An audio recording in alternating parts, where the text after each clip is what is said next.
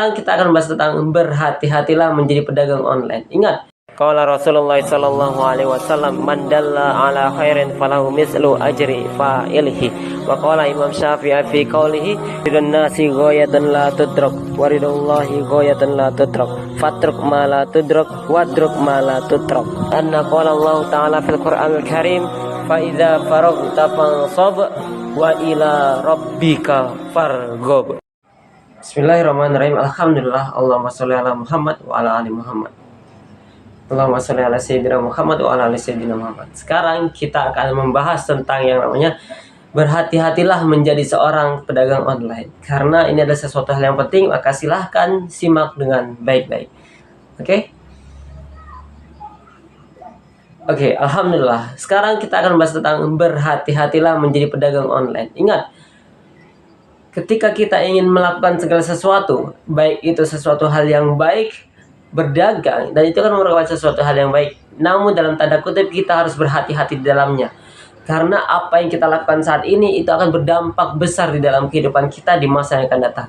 Kalau misalnya kemarin sebelum kita bahas tentang 5 hal, ekonomi syariah, hifdzuddin, menjaga agama, hifdzul nasal, menjaga keturunan, hifdzul akli, menjaga akal, hifdzul nafsi, menjaga jiwa, dan yang terakhir adalah hifdzul mal, menjaga harta. Dan ini semua harus kita dapatkan untuk segala sesuatu hal yang baik, bukan hanya baik bagi diri kita tapi juga baik bagi orang lain. Karena saat ini adalah zaman di mana fitnah merajalela, yang baik dibiarkan, yang buruk digembor-gemborkan. Ini semua akan terjadi pada diri kita, bukan hanya di wilayah kita tapi juga di wilayah orang lain.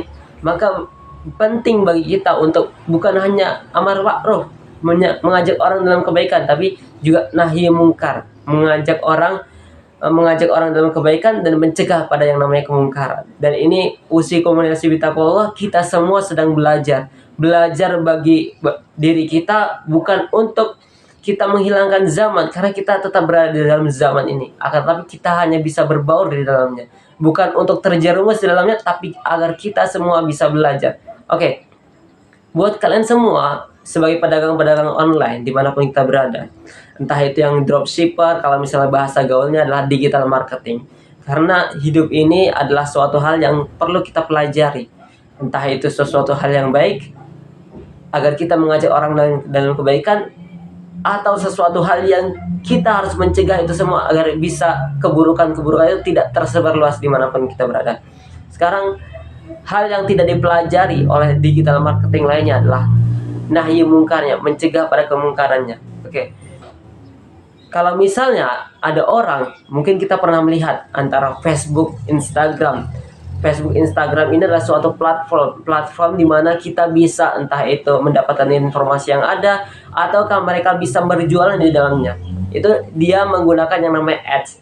Ads adalah iklan, AdSense. Bukan hanya pada Facebook, bukan hanya pada Instagram, tapi ini sudah merajalela. Entah itu dari TikTok ads, bahkan juga masuk ke Google Ads. Kalau misalnya di market luar negeri, itu ada yang namanya mereka menggunakan Amazon. Kemudian ada beli Amazon, kemudian ada yang namanya 1688. Setelah 1688 ada yang namanya Alibaba, dan ini masih banyak lainnya. Kalau misalnya di Indonesia kita menggunakan Lazada, Shopee, kemudian ada yang namanya blibli.com, kemudian ada yang namanya JD.id, itu semua adalah platform. Tapi kalau misalnya di market luar negeri itu ada yang namanya Shopify. Shopify ini berbentuk warna hijau, berbeda dengan Shopee. Kalau Shopee kan warna orange, ini Shopify. Tapi ini kita akan bahas di video-video berikutnya, oke?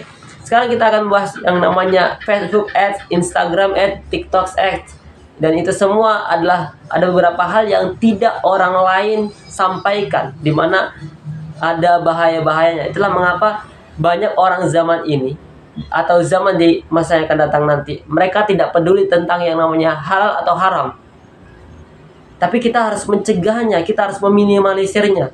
Meminimalisir dalam kata artian kita harus menyampaikan suatu kebenaran. Salah satu contohnya adalah ketika ada orang beriklan, dia menyampaikan dengan suatu keuntungan yang didapatkan dari suatu produk yang ada. Mereka tidak peduli pada hal haramnya. Salah contohnya membuka aurat. Bahkan ada yang auratnya terbuka.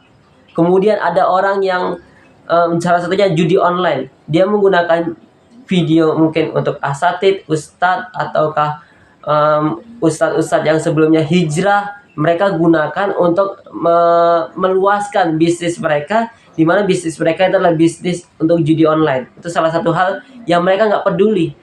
Yang hanya ada di dalam pikiran mereka adalah keuntungan semata. Dan ini adalah suatu proses di mana proses kita harus bisa lebih baik. Dan buat Anda semua, berhati-hatilah dalam belajar yang namanya ilmu digital marketing, karena kita harus memilah antara pixelnya, kemudian ada triggernya.